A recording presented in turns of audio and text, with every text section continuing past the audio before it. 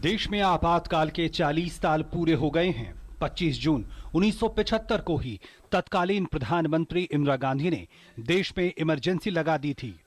आपातकाल के 40 साल के पूरा होने के मौके पर राजधानी के श्यामा प्रसाद मुखर्जी शोध संस्थान की ओर से एक सेमिनार का आयोजन किया गया, जिसका विषय था लोकतंत्र का काला दिवस। इस मौके पर बीजेपी अध्यक्ष अमित शाह ने आपातकाल के काले दिनों को याद किया और कहा कि ये तानाशाही का प्रतीक है।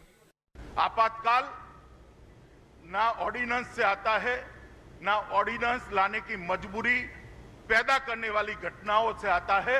आपातकाल तानाशाही की मानसिकता से आता है। जब वो मानसिकता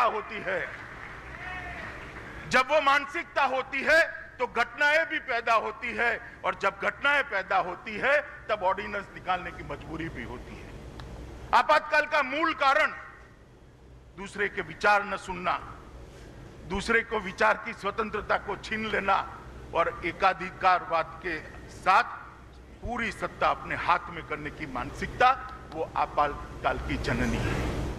बीजेपी अध्यक्ष ने इमरजेंसी को याद करते हुए कहा कि अटल बिहारी वाजपेयी और आडवाणी को 25 जून की रात को ही जेल में डाल दिया गया था। इस कार्यक्रम में प्रसार भारती के चेयरमैन ए सूर्य प्रकाश समेत कई प्रबुद्ध लोग मौजूद थे।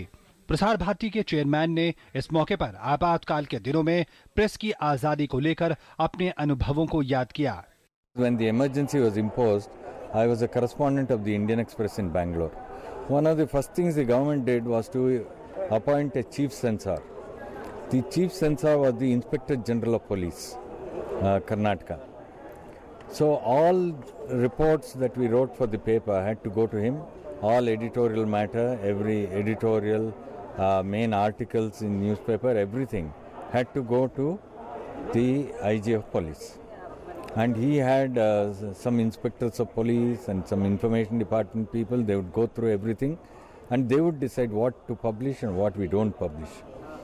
This is a good example of what can happen if democracy gets derailed and if the nation comes to be ruled by a dictator.